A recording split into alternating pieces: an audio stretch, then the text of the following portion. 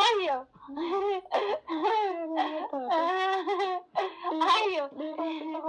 Matahalan ko ko ayo. Why kay kadurta na ako itawa. Oh, mark malate ayo. Oh.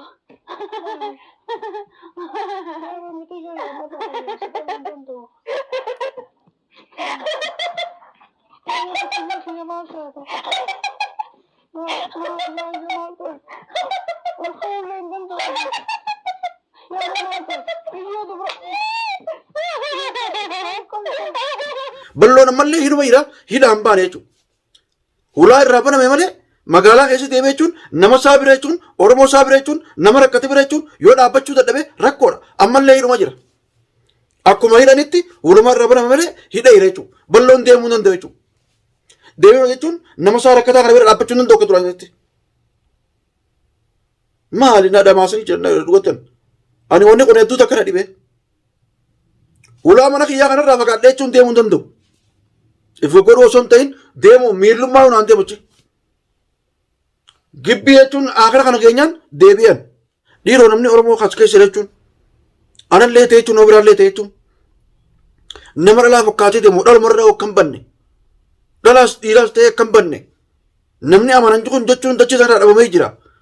Duuba akkam taana duuba akkamtu nuu mala duuba wanni na dhibee waan kana jechuudha. Assalamu alaikum warahmatullahi wabarakatuh. Daawwattoota roosota keenya salaamtaan teenya ta'uun ni rakaate bakkuma isin jirtanitti isin hageessa jecha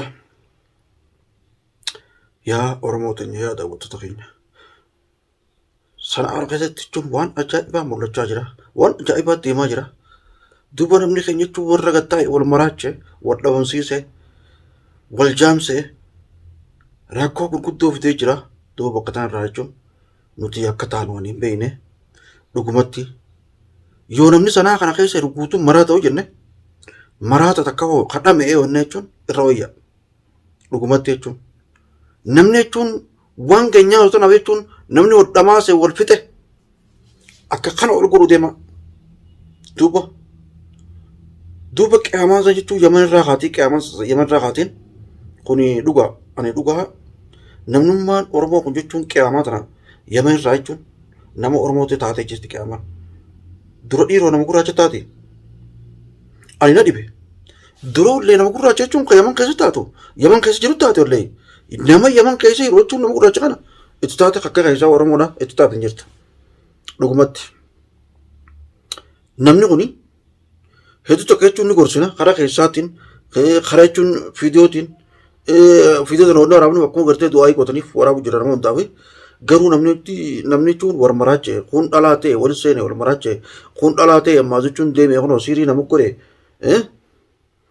amma raajee kana jechuun bakka isaan geessan osoo beektuu ijaartiin jechuun amma kunoo dhalaa taatee seentee aayee guddoo akkam nagaa fayyaa akkam jirtan nagaa warra duraan hojii turre warra duraan maarree turre kunoo intaltee jechuun ol seenee gurbaan intala ta'eetuma ol seenee jechuun baaltoo naqatee waa jechuun makaddaa zara kaayee fi waa hunda kunoo tolchee kunoo beelaa siirii ajaa'ibaatti godhee beeka. Akka dhalaatti haasee ogguu dhalaa fakkaatee jechuun akkasitti irraa banan jechuudha. Faayo takka lamarra jechuun namarraa hin banina. Namarraa jechuun hin banina. Namni osoo dhufe jechuun ulaarraa hin banin. Nama kan hin cinqee banina. Jenna jechuun karaa keessatti isinitti himu jirra. Mashi qofa nama hundatti himu jira. Mashaan amma dhiyootan jechuun warri hulaa jechuun natti hanqaree jechuun akka ajaa'ibaatti jechuun siirii na godhee jechuun mana kiyya kana keessatti jechuun gabba'uus na kutee. Jechuun haalaa dhufu ol seenuu kutee. Akka ajaa'ibaa kana godhan jechuudha.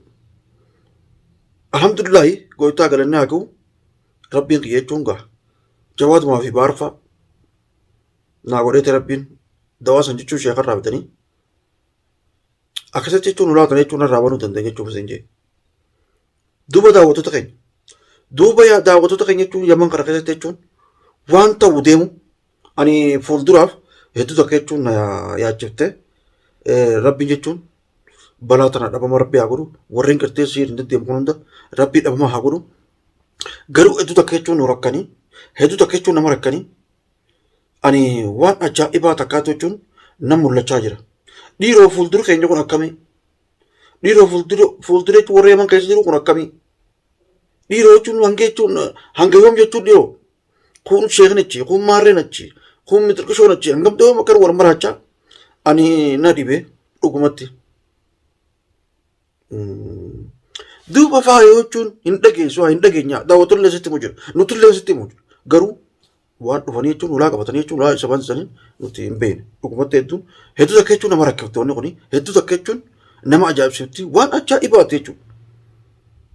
Ani fiidiyoo sana ogguun laaluuf maafuu dhalumaa jechuun dhalumaatti beektu see'u dhalumaatti beektu see oggaa socho'aa socho'u san dhalumaatti beektu see kun olloommanne jechuun bifa jijjiiratee bifa meeqaan deemu jechuudha. Dhiiroo daawwattoota keenya jechuun to'amu godhaa dhiiroo namni Oromoo kas keessa jechuun anallee ta'e jechuun obiraallee ta'e jechuun nama dhalaa fakkaatee deemu dhalumarra kan banne dhalaas dhiiraas ta'e kan banne namni amanan kun jechuun dachee sana dhabamee jira. Duuba akkam taana duuba akkamtu nuu mala duuba wanni na dhibee waan kana jechuudha. Ani hedduu takka jechuun wanni na rakke amma eeggachuun siiriisa jechuun laa duuba jechuun mana kiyya kanarraa jechuun hiikanii jechuun manallee nurraa baranii jechuun alhamdulillah rabbil aalamiin anaaf ijoolleen xiyya jechuun nagee qabna formaatee jechuun xiqqisho akkasii maraattee jechuun waan san ka'anii maraattee jechuun bakka sheekaa markasa geessanii inshallah jechuun telefoonaan qubaan qaba. Ani duuba wanni na dhibee markasa illee geessanii isinis wayyoo itti alhamdulillah rabbil aalamiin telefoonaan qubaan qaba wayyoo itti jirti rabbi fayyaa walitti haadhamuufi wayyoo itti numa nagaa akkam jennaree akka inni nu dhabamee jira bara garuu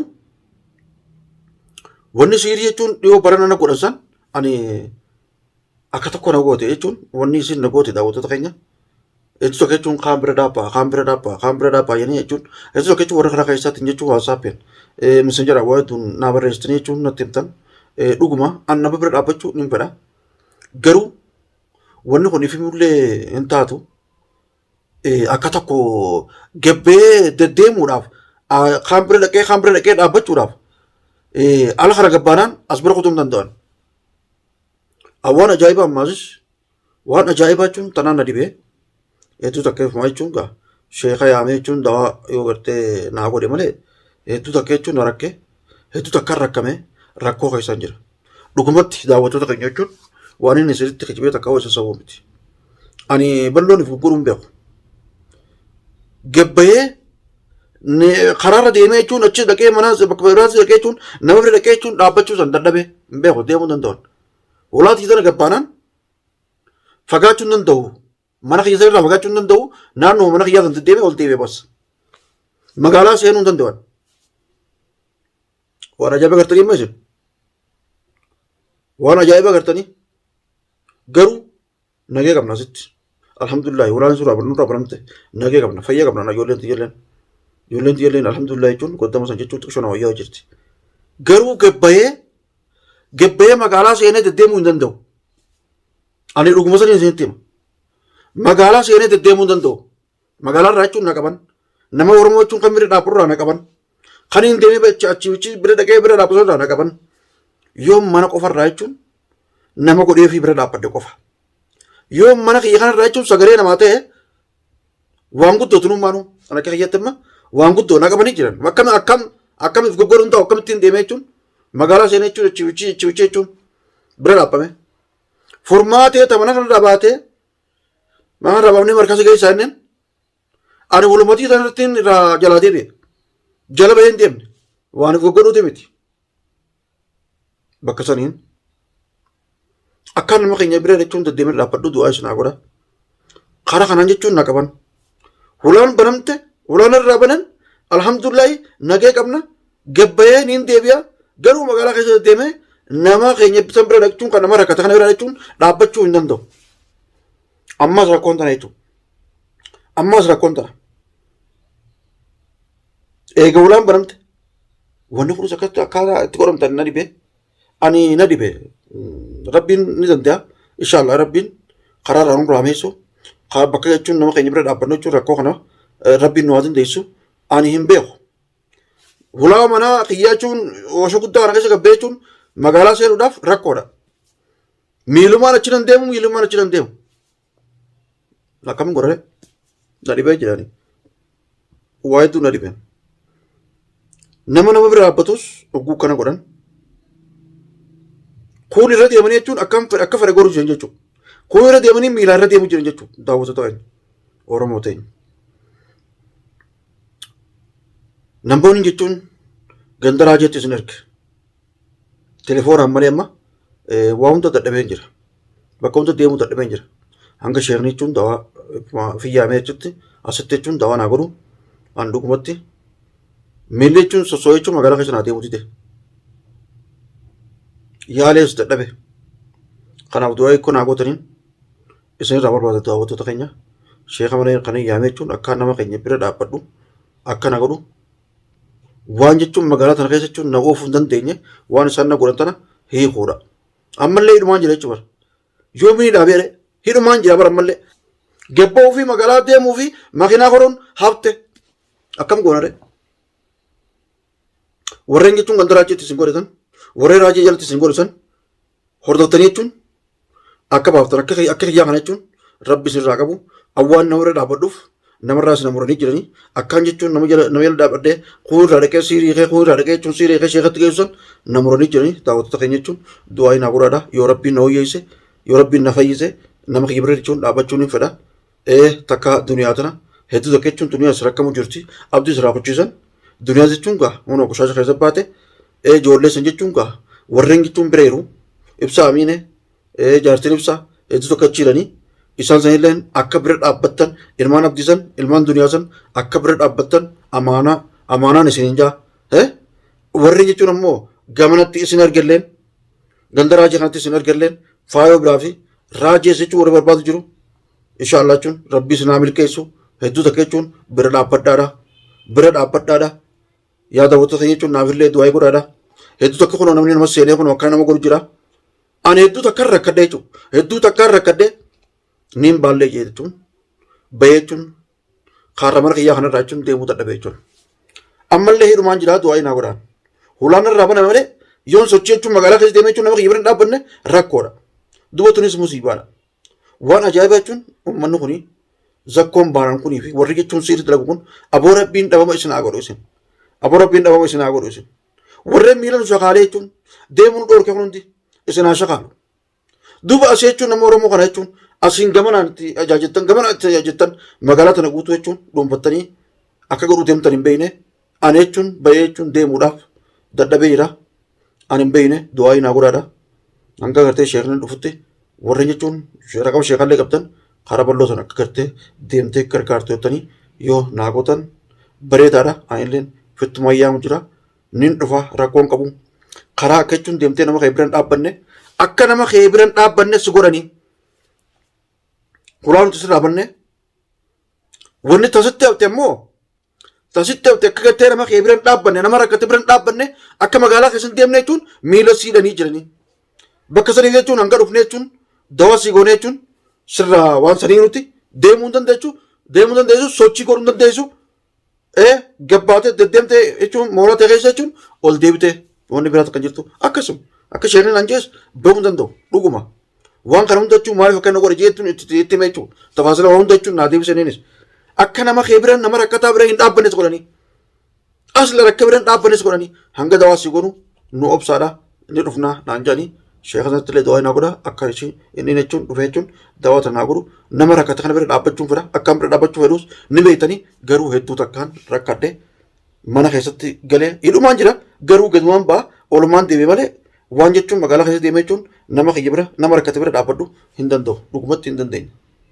tanaaf du'aa naa godha hedduu takka jechuun rakkisanii jiranii eeguma olaantuu nurraa banamte jechuun nama kiyya bira dhaabbachuu turis anarraa nu eegamti gurbaan jechuun sakkoon kunii fi warri siirii godhu kun warrumaan hundinuu jechuun biiftuuf jechuun nama hundarraa kaase uummanni sheexaanii kun jechuun nu golaafataniiti akka ajaa'ibaatti jechuun ani waan na duulaniif hin beekne ani waan na duulaniif hin beekne akkuma nama bira hin dhaabbanne kunoo na godhan akkuma ulaa jechuun nama marsanii jechuun mana kiyya jalatti siirii godhanitti akkaan jechuun magaalaa keessa deemee jechuun nama tokko rakkataa bira hin dhaabbanne na godhanii jira daawwattoota keenya jechuun du'aa naa godha du'aadhaan na bira dhaabbaadha akka sheekni dhufee jechuun waan kanaas goolota nan duraa hiiku goolota akka jiraachuun deemuu danda'u miilli kiyyaadha akka ajaa'ibaatti waan ajaa'ibaatti jechuudha na dhibee jira hedduu takka na dhibee jechuudha garuu warri isin erge jechuun raajii bira akka dhaabbattan faayoo bira akka dhaabbattan duniyaa bira akka dhaabbattan furmaatee bira akka dhaabbattan eegaa nama jechuun rakkate hunda bira dhaabbaadha warri jechuun karaa keessaatiin isin bilbile